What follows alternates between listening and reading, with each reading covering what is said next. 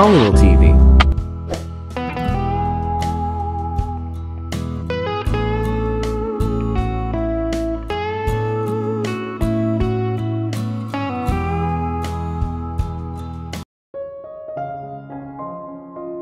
Limang minuto ang natitira. Hindi na sana ako pumunta ngayon para kausapin ang may-ari ng bahay.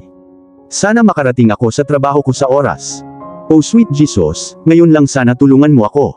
Sa sobrang bilis ng takbo ko, lahat ng bodyguard sa labas ng mansion ay nakatingin sa akin na may amused look. Saka ako tumingin sa relo ko. Shit! 2 minuto. Pumasok ako sa bahay at bumuntong hininga nang makarating ako sa sala. Sa wakas, sigaw ko. Isang ngiti ng tagumpay ang sumilay sa aking mukha. Nakahinga ako ng maluwag. Tumingin ako sa harap ko para lang makita ang 2 pares ng mata na nakatingin sa akin na nagbibigay ng tingin sa akin na baliw ka ba? Oh shit, he is home. Pero bakit siya nasa bahay? Dapat nasa opisina niya ngayon. Hey the both of you, sabi ko na humihingal pa. Napailing na lang si Mr. Adams at napalingon sa akin si Ryan tapos sa daddy niya. Tumayo si Mr. Adams sa kinauupuan niya sabay yakap kay Ryan, lumapit siya sa akin at tumayo sa harapan ko. Tapos tumingin siya sa relo niya. I am on time. You can't fire me. Dinapensahan ko ang sarili ko nang hindi na niya hinintay ang sasabihin niya. I can see that, but do you always crash at your workplaces like this? Crash. Oh actually I was getting late so I came running and then I saw the door open kaya pumasok ako. I'm sorry, sabi ko sabay tingin sa baba. Maria, tumawag siya. Lumabas si Maria sa kusina at tumabi sa akin. Pagkatapos ay ibinaba niya si Ryan mula sa kanyang mga braso. Pagkatapos ay nakatayo doon na may mga kamay sa kanyang bulsa. Sana nakilala mo na si Miss Wilson. Tumango si Maria. Pagkatapos ay sinimulan niya ang pagbibigay sa kanya ng ilang mga utos, kaya nagkaroon ako ng pagkakataon na tingnan siya. Dude he is so fucking smoking hot. Yung mga mata na kulay dagat, kahit sino pwede mawala sa mga yon then moving down to his nose so perfect, his lips is so pink. Nobela stop. Mga maduming iniisip. Wala akong maalala sa gabing yun kung hinalikan ko siya o hindi. Okay, alam ko, napaka-pervert ko. Nagsimula akong mag-isip kung ano ang mararamdaman kung hahalikan niya ako ngayon. Like pulling me by my waist in front of everyone standing here then our lips connecting together. Unti-unting naglapat ang mga labi namin sa isa't isa. Humigpit ang pagkakahawak niya sa bewang ko na hinila ako palapit sa kanya, gumagala ang mga kamay ko sa malapad niyang likod, ang mga kamay niya. Bella, isang pamilyar na boses ang bumasag sa aking imahinasyon. Tumingin ako sa tabi ko para makita si Maria na tinatawag ako at sinenyasan akong harapin si Mr. Adams. Lumingon ako sa kanya para makitang bumuntong hininga siya. Ha? Naguguluhang tanong ko. Stop spacing out, I don't like it, sabi niya sa iritadong tono. Sorry. I really need to stop with these dirty thoughts. For God's sake may anak na siya. Pero single siya. No, stop. Kailangan kong itigil ang pakikinig kay Yaya. Alagaan mo siya, aalis na ako. Tumango ako, lumuhod siya sa harapan ni Ryan at hinalikan ang noo nito. Dad will be back soon, take care. Tumango si Ryan na parang masunuring bata. Aw, ang cute niya. Pagkatapos si Mr. Adams ay nagsimulang gumawa ng kanyang daan patungo sa exit. Biglang may sumagi sa isip ko. Kailangan ko siyang tanungin tungkol dito. O pag-iisipan ko pa. Wait, sigaw ko. Tumigil siya. Huminto ang mga kasambahay na naglilinis ng bahay at napatingin sa akin. Napatingin din sa akin sina Ryan at Maria na nanlalaki ang mga mata. Sinampal ko ang bibig ko gamit ang kamay ko. Lumingon si Mr. Adams na nakakunot ang mga mata. Anong gagawin ko sa'yo? Sinong sumisigaw sa amo nila? Sorry, sabi ko sabay tawa ng kinakabahan. Actually, may gusto sana akong itanong. Ano? Masungit na sabi niya. Pwede ba tayong mag-usap ng private please? No, hindi pwede. Sabihin mo na lang. Muli nang walang pakundangan. Hindi mo naiintindihan. It's a private thing. Hindi naman ako magtatagal. No Miss Wilson, pwede mo namang sabihin dito. Pero, bilisan mo ba? I don't have the whole day for you. Mr. Adams ito ay isang pribadong. Miss Wilson sabihin mo na. Fine kung gusto niyang tanungin ko siya sa harap ng lahat. Nag-sex ba tayo nung gabing yun? Itinanong ko, sa wakas. Nanlaki ang mata niya, tinitigan niya ako nang hindi makapaniwala. Lahat ng maids at si Maria na kanina pa nakatingin sa akin, nagulat ay napalingon kay Mr. Adams. Lumingon din si Ryan kay Mr. Adams na may pagtataka. Naghihintay ng sagot niya. Tiningnan niya ang mukha ng lahat at pagkatapos ay bumalik sa mukha ko na may nakakuyom na panga. Binigyan ko siya ng inosenteng ngiti. Binalaan ko siya, hindi siya nakinig. Nakikita ko na pinipigilan niya ang galit niya. Then he finally said, "No Miss Wilson. We didn't have sex that night." Holy Batman, ibig sabihin virgin pa ako. Oh my God, yes. Napasigaw ako sa taas ng boses ko. Napapikit siya sa inis. Binuhat ko si Ryan na nakatayo sa tabi ko sa mga braso ko, at pinaikot-ikot siya. Narinig mo ba yun? Hindi kami nag-sex nung gabing yun. Jesus, I can't believe it till now. Yes. Sabi ko sa kanya habang umiikot-ikot sa kanya. As if naman naiintindihan niya lahat. Then when the room fell dead silent, I came back to my senses. Oh fuck. I then cleared my throat and put Ryan down and stood straight looking at Mr. Adams. Sinamaan niya ako ng tingin. Agad akong bumaba ng tingin. Tapos umalis siya nang walang sinasabi. Napahagikik ako. Tinitigan ako ni Ryan nang may pagdududa. Napaiwas ako ng tingin, hindi pinansin lahat ng tingin na ibinibigay niya sa akin. Saka siya tumakbo pabalik sa kwarto niya. I love you Lord. Maraming salamat, virgin pa ako. Teka, ibig sabihin hindi niya ako hinalikan noong gabing iyon. Hindi ko alam kung bakit pero medyo nalungkot ako. Pero bakit? Ipinagkibit-balikat ko ang lahat ng iniisip ko at pumunta sa silid ni Ryan, at nakita ko siyang nakaupo sa kanyang kama at nawala sa malalim na pag-iisip. Ano ang iniisip niya? Lumapit ako sa kanya at umupo sa tabi niya. Hey, I know we have met earlier too, but let's introduce ourselves again and start fresh, maybe we can be friends. Tumingin siya sa akin. Come on baby, keep going, you are doing well. Do you like cookies? Itinanong ko. Nanatili siyang nakatitig sa akin. Pagkatapos ay naglabas ako ng isang box kung saan nilagyan ako ni Yaya ng cookies at ibinigay sa kanya. Tinitigan niya saglit ang cookies na iyon saka sinabing, "Thank you Miss Wilson. But Daddy said not to take anything from strangers." Stranger, me. Tinawag niya lang akong stranger. I am not a stranger. I am your babysitter. You can take these. Umiling siya. Daddy's boy. Okay if you don't want, I'll just have them. Kumagat ako at napaungol, This is so good. Tumingin ulit siya sa akin tapos sa cookies. Let me tell you my Yaya makes the world's best cookies. You're bad luck if you reject them. Pagkatapos ay bumaba siya sa kama at tumakbo palabas ng kwarto. Bakit hindi na lang siya magsalita? Mayroon pa rin siyang malaanghel na boses. Ayaw ko sa mga batang matigas ang ulo. Anyways I should enjoy my cookies kung ayaw niya. Kinagat ko ulit. Yaya you are the best. Buong araw ay nagpatuloy ako sa paglilibot sa bahay. Nilinaw nito ang isang bagay na kamangha-mangha ang bahay na ito. Bawat sulok ng bahay na ito ay sumisigaw ng kayamanan. Alas 7 na sana ako aalis nang may napansin akong kwarto. Anong meron dun? Nasa itaas ang kwarto ni Mr. Adams at andoon ang opisina niya. I don't think this room is anywhere related to Mr. Adams. Nahuli ako ng curiosity at hindi ko na napigilan. Pumunta ako sa kwarto at kumatok ng ilang beses pero walang reply galing sa kabilang side. Piniit ko na ang knob at bubuksan ko na sana ang pinto nang may boses mula sa likuran ko. Curiosity killed the kitty Miss Wilson. Nanigas ang katawan ko. Dahan-dahan akong lumingon para lang makita si Mr. Adams na nakatayo sa harapan ko habang nasa bulsa ng pantalon ang mga kamay. Kinagat ko ang labi ko. Akala ko magagalit siya pero nung tinignan ko siya, walang emosyon ang mukha niya. Nagsimula na siyang maglakad papunta sa akin kaya napaatras ako. Nagpatuloy ito hanggang sa tumama ang likod ko sa pinto. Tapos nilagay niya yung isang kamay niya sa gilid ko. Ano ang rule number 3 Miss Wilson? Sobrang lapit ng mukha niya sa mukha ko kaya naputol ang paghinga ko. Hindi ako nakasagot sa tanong niya bakit. Dahil mas nakatutok ako sa distansya naming dalawa. May tinatanong ako sa iyo Miss Wilson. Sabi niya ulit. That there are prohibited areas in the house where I shouldn't go.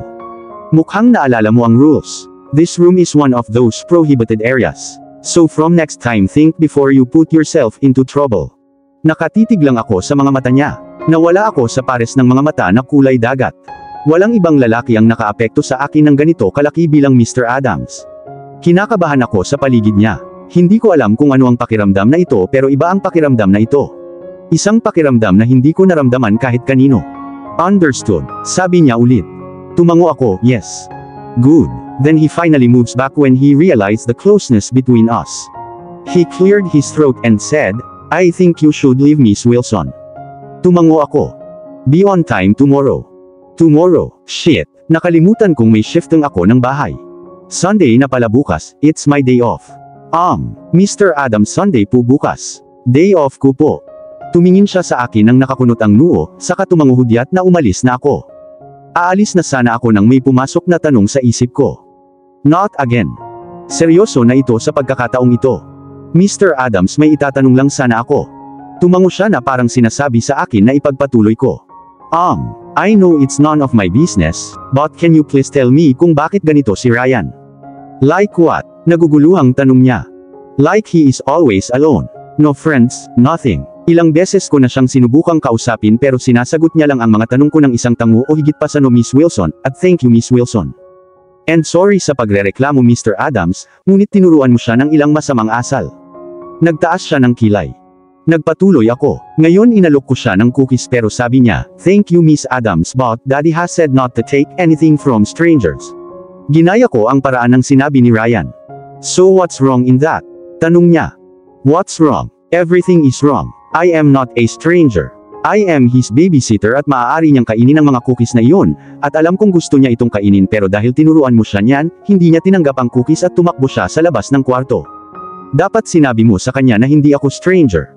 Inilibot niya ang kanyang mga mata at sinabing, okay, I'll tell him now that you are no stranger. Anything else? Yeah, why is he so quiet? I don't know. He is happy when I am around. And Miss Wilson, these things are not for you to worry about. I very well know how to take care of my child.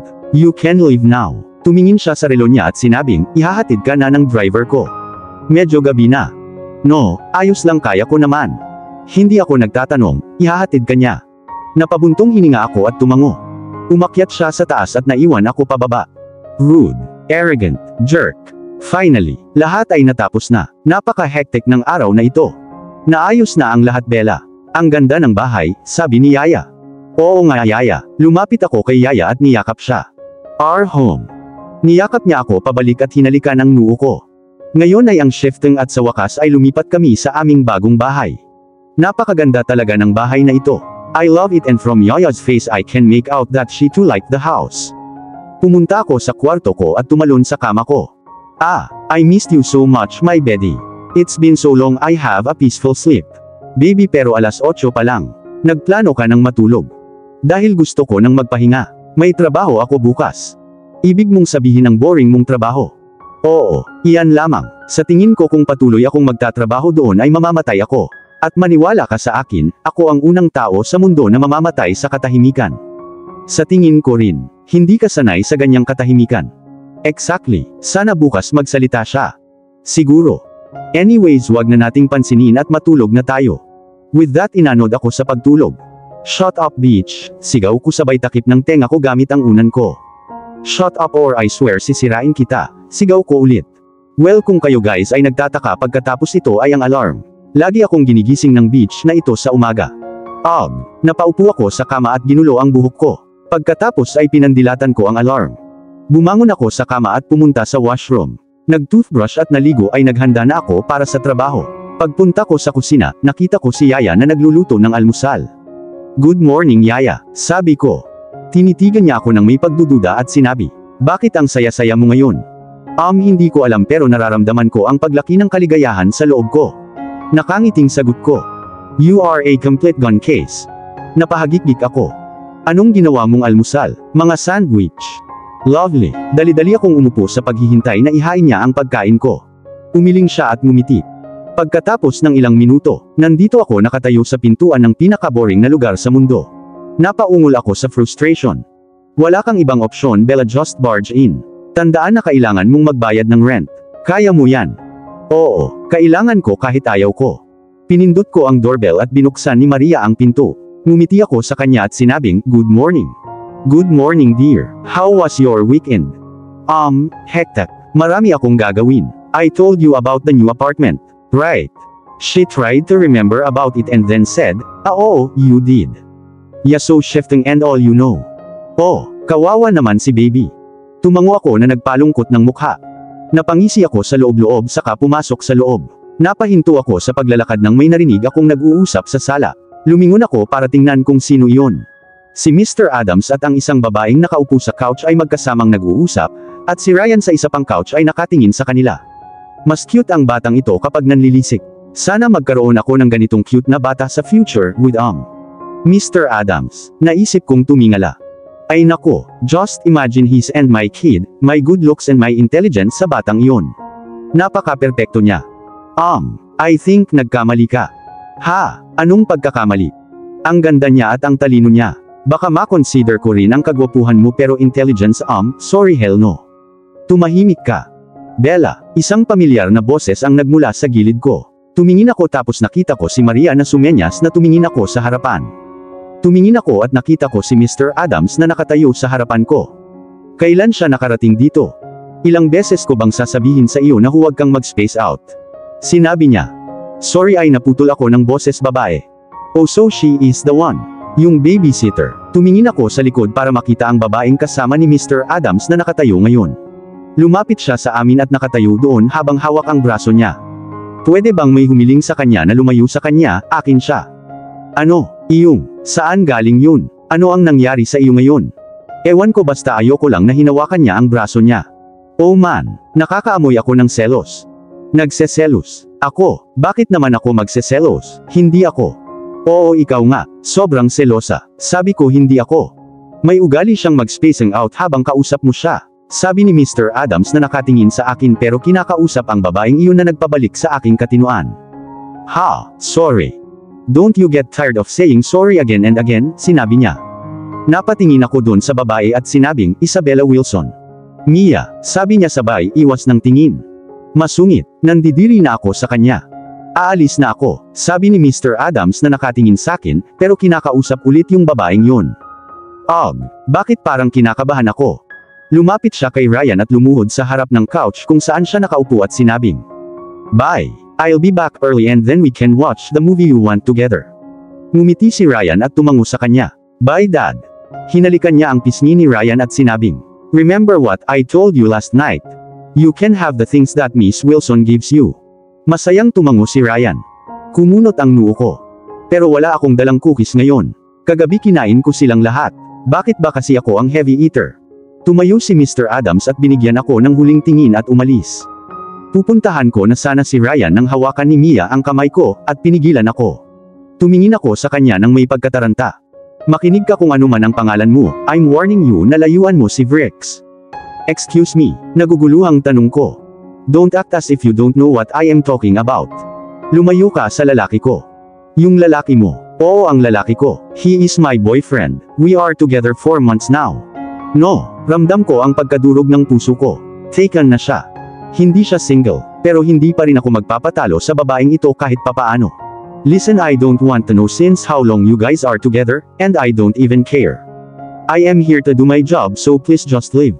Sabi ko sabay senya sa kanya ng braso ko na hawak niya. Ngumisi siya at sinabi, sa tingin mo ba hindi ko nakikita ang paraan ng pagtingin mo sa kanya? Oh man, is it that obvious? It is. So stop seducing him. Wait, seducing? Kailan ko ginawa iyon? Sigaw ni Bella sa kanya ngayon, do that. Seduce. Alam mo ba ang ibig sabihin ng seducing? Well, I doubt that. Sa akin noong una ay medyo matalino ka pero ngayon hindi ko na masabi. Isa ka ring walang utak na bimbo. Baby, that's not called seducing, that's called decent talking. Aalis na sana ako tapos may naalala na naman ako. Napaatras ako ng ilang hakbang at muling tumayo sa harapan niya. And talking about seducing, nakaupo sa couch na nakasandal sa isang lalaki na may mga kamay na gumagala sa buong dibdib, yan ang tinatawag na seducing. Well yes, ito ang posisyon na nakaupo, nakasandal kay Vrix. Wait, tinawag ko siyang Vrix. Ito ang unang pagkakataon na tinawag ko siya ng ganoon. Pero gusto ko ang pangalan niya. At kung matawag siya nitong walang utak na bimbo ay kaya ko rin. Bloody brainless bimbo. Umakyat na ako sa kwarto ni Ryan. Nag-aapoy ako sa galit. How dare she? How fucking dare she talk to me like that? I was just talking to him and she. Sigaw ko. Tapos nakita kong pumasok si Ryan sa kwarto na nakakunot ang noo tapos umupo sa kama na nakatingin sakin. Ignore him and focus on the beach. I swear I'll kill that beach. Beach. Sigaw ko ulit. Tapos na-realize ko. Ay shit, nasa kwarto din si Ryan. Hindi ko dapat sinasabi ang mga salitang ito sa harap niya. Lumuhod ako sa harapan niya at sinabing, I am really sorry. Just forget that word, okay? Just forget it. I shouldn't have said that in front of you. I'm so sorry. Please just forget it. Your daddy will kill me if he finds out. Please just forget everything. Please baby, be a nice boy. And forget about me and that bitch too. Oh fuck. Sinampal ko ang bibig ko gamit ang kamay ko at ipinikit ang mata ko. Well, I know she is a bitch, casual niyang sabi. Nanlaki ang mata ko. At dito na po, nagtatapos ang part 3 ng ating kwento. Sabay-sabay po nating abangan ang susunod na kabanata. Maraming salamat po. God bless and ingat po tayong lahat.